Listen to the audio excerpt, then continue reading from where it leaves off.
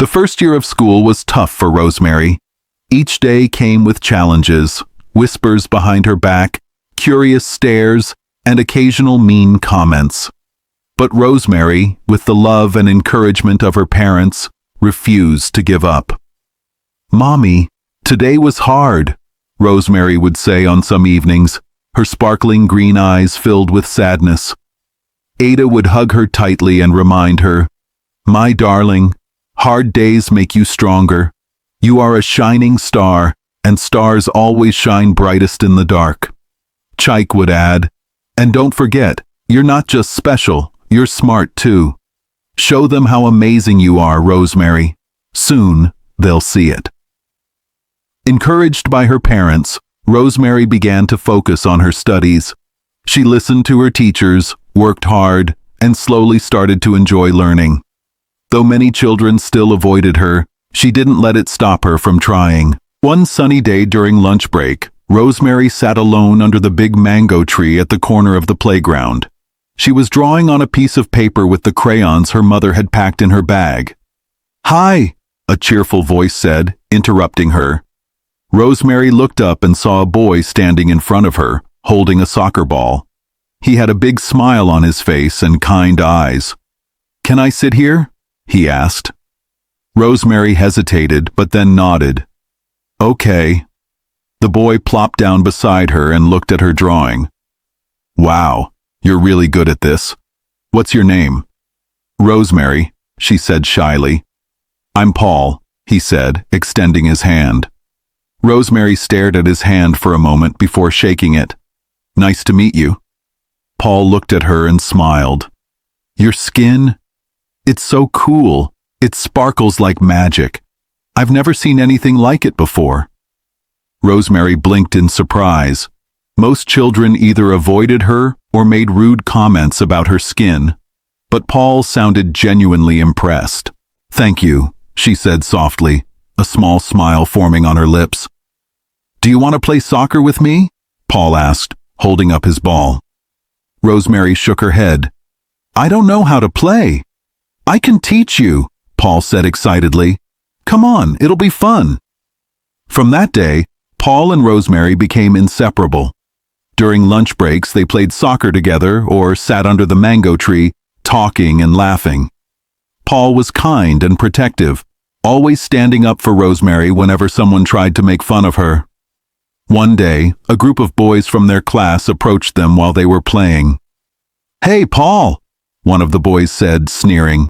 "Why are you always hanging out with her? She looks weird." Paul stood tall, his eyes blazing with anger. "Don't say that about Rosemary. She's not weird. She's beautiful. And she's smarter than all of you put together."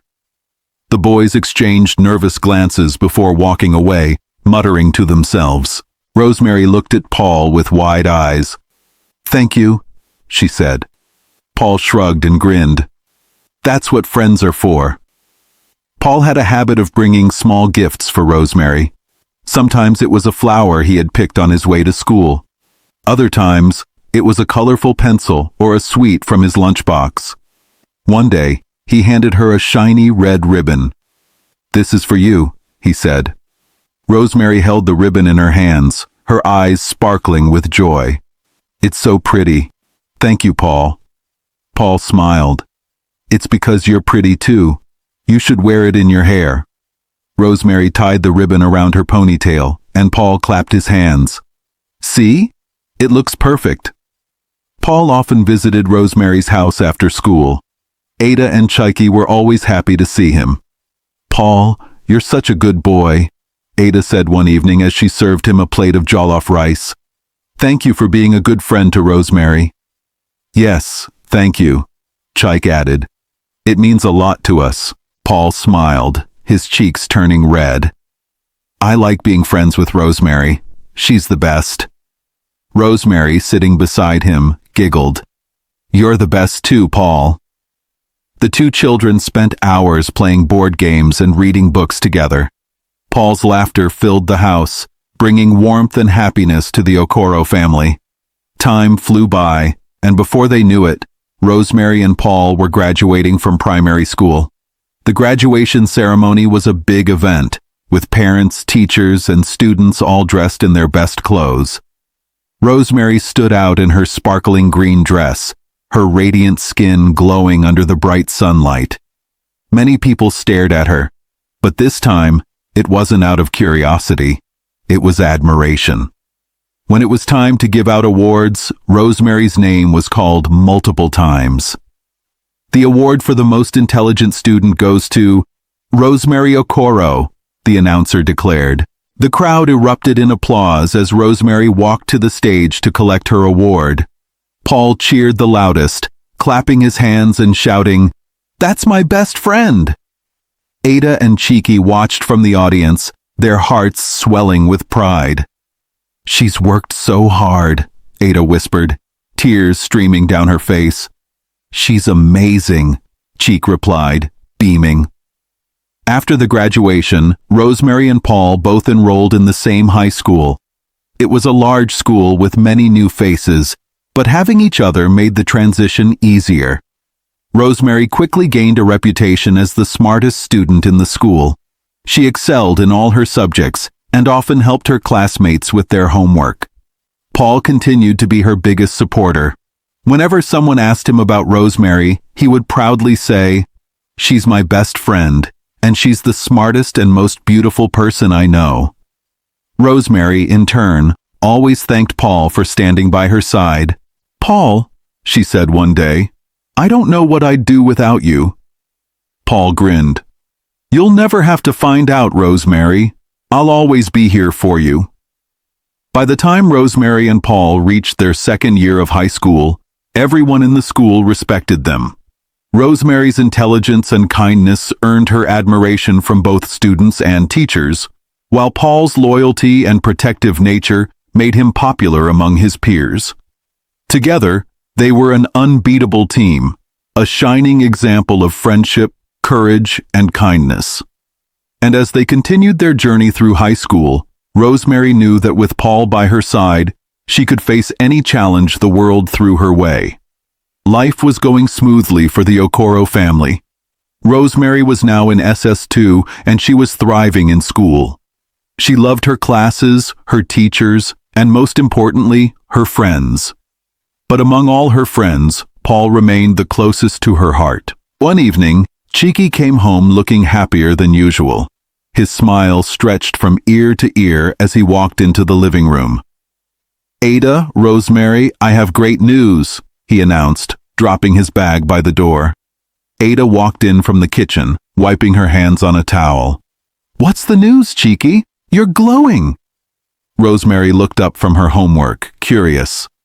"I got a promotion," Cheek declared, his voice full of excitement. "It's a big one, and it means more money for us." "That's wonderful, my dear," Ada said, rushing to hug her husband. Rosemary smiled. "Congratulations, Daddy." "Thank you, my princess," Cheek replied, giving her a thumbs up. "But there's more." Ada raised an eyebrow. "More?" Cheek nodded. "The promotion means we're moving to Lagos." The room fell silent. Rosemary's smile faded as her pencil dropped from her hand. "Lagos?" she repeated, her voice barely above a whisper.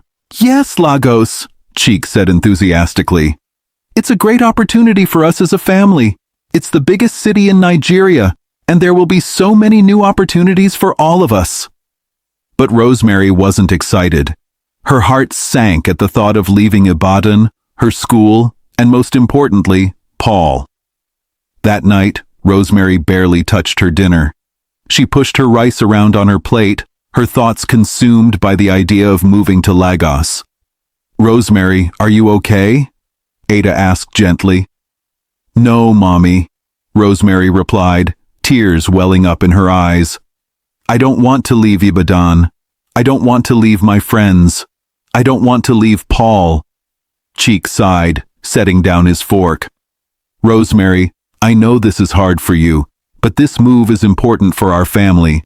I can't take the job and leave you and your mom behind. We have to stay together." "But Daddy," Rosemary protested, her voice cracking. "Paul is my best friend. How can I leave him? We do everything together." Ada reached across the table and held her daughter's hand.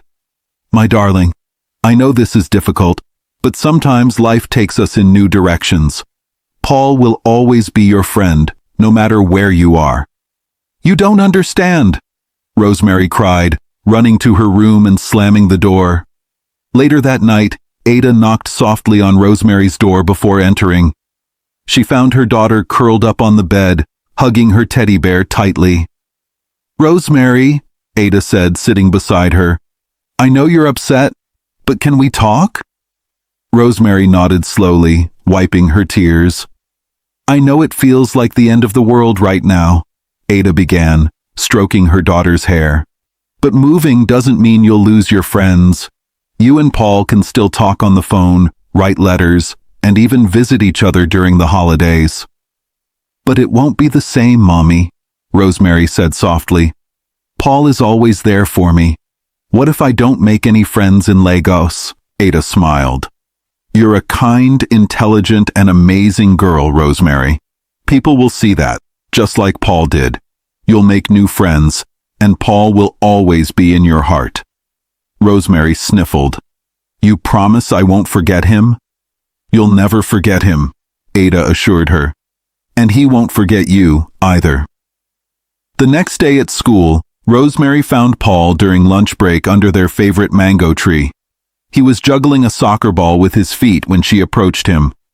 Hey, Rosemary, check this out, Paul said, balancing the ball on his knee. Rosemary forced a smile but didn't respond.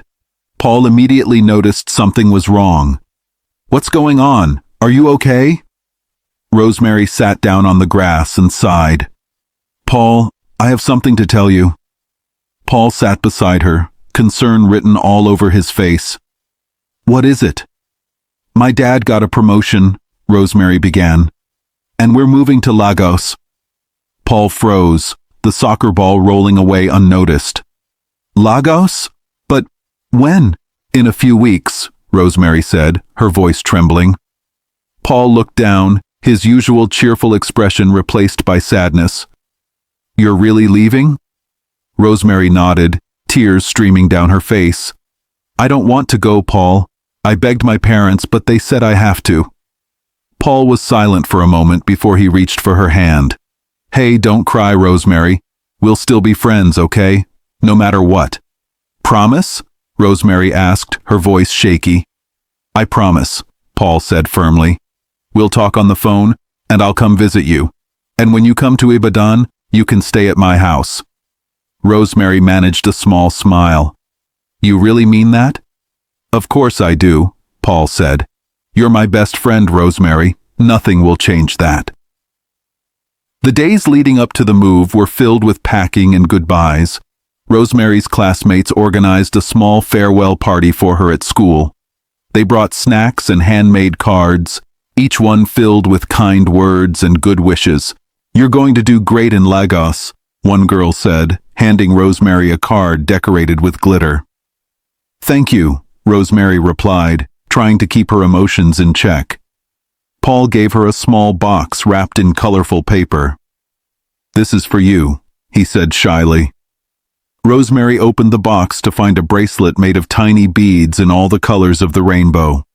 It's beautiful, she said, slipping it onto her wrist. It's so you won't forget me, Paul said with a smile. I could never forget you, Paul, Rosemary said, hugging him tightly. On the morning of the move, the Okoro family loaded their belongings into a moving truck. Rosemary stood in the driveway, holding her teddy bear and looking around at the home and neighborhood she had grown to love. Paul arrived just before they left. He ran up to Rosemary and handed her a small notebook. What's this? She asked. It's a journal, Paul explained. You can write about your new life in Lagos, and I'll write about mine here. Then, when we see each other, we can read them together. Rosemary smiled through her tears. Thank you, Paul. You're the best friend ever. And you're the best, Rosemary, Paul said. As the truck began to pull away, Rosemary waved at Paul until he was out of sight. Her heart ached, but she held on to his words. We'll still be friends, no matter what. As they drove to Lagos, Ada reached back to hold Rosemary's hand. "How are you feeling, my darling?" "I'm sad, Mommy," Rosemary admitted. "But I'm also a little excited to see Lagos." Cheeky glanced at her through the rearview mirror. "You'll love it, Rosemary. Lagos is full of possibilities. This is a new chapter for all of us." Rosemary looked out the window, her bracelet glinting in the sunlight. She knew this wasn't the end of her friendship with Paul. It was just the beginning of a new adventure. With her family by her side and Paul's promise in her heart, Rosemary was ready to face whatever the future held.